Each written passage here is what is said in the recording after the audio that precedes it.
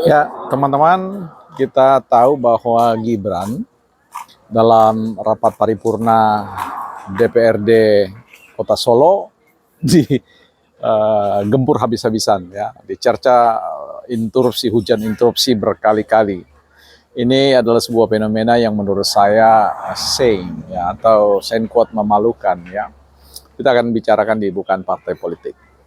Nah, teman-teman, seperti catatan saya di awal tadi bahwa Mas Kaisang sudah mengambil, ya, mengambil keputusan untuk kemudian membangun komunikasi bersama dengan Partai Keadilan Sejahtera, ya, yang tentu ini melejit, ya, melampaui PDIP yang sampai hari ini masih gamang galau dengan koalisi-koalisi apa terkait dengan pemilihan kepala daerah di DKI Jakarta, ya, di Jakarta, ya, secara khusus.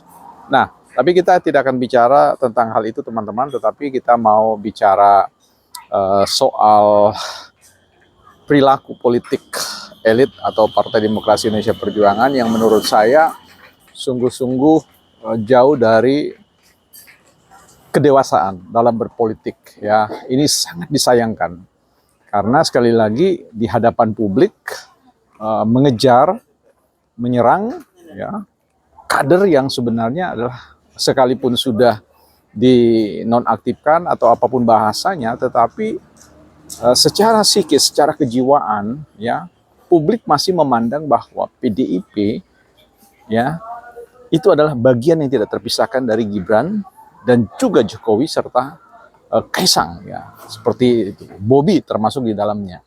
Nah, mengapa hal ini bisa dikatakan demikian? Karena sekali lagi bahwa waktu masih sangat pendek untuk mengatakan bahwa kinerja yang ditorehkan oleh Jokowi bersama dengan Gibran itu adalah buah karya, ya, buah karya Partai Demokrasi Indonesia Perjuangan. Karena dua anak bangsa ini, Pak Jokowi dan Pak Gibran, atau Mas Gibran kita panggil, adalah kader, adalah orang yang ditugaskan. Orang yang ditugaskan tentu, ya, pengambil kebijakannya adalah sang pemberi tugas. Bagaimana bisa kemudian how come Bu Megawati kemudian menyerang Jokowi dalam konteks persoalan postur keuangan dari sisi kebijakan, ya, fiskal kita terkait dengan hutang kita, ya, itu pun disebutkan juga tidak tepat, ya, 800 triliun padahal ya 8.000 triliun dan sebagainya. Saya tidak mau masuk di situ, tetapi menurut saya apa yang dipertontonkan termasuk cercaan, serangan-serangan, interupsi yang dilakukan oleh fraksi PDIP di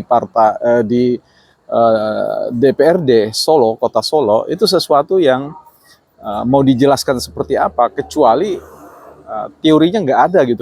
Teorinya cuma satu, ya, sakit hati gitu loh. Jadi sesuatu yang ingin memberikan citra negatif terkait dengan Gibran dan Jokowi, ya, supaya image publik itu, image rakyat, ya, itu kedua-duanya adalah kader yang katakanlah bad, ya, bad kader, ya. Jadi kader-kader yang tidak berprestasi dan sebagainya. Ini kan yang selalu digaung-gaungkan. Tapi sekali lagi, rakyat itu, ya, tidak bisa kemudian, ya, melupakan apa yang ditoreh, apa yang diberikan oleh Pak Jokowi dan Gibran, apa yang diberikan oleh keluarga Pak Jokowi, sehingga ini harus di underline, digarisbawahi. Sebaiknya Partai Demokrasi Indonesia berhenti, ya, lebih baik menunjukkan prestasi, siap dengan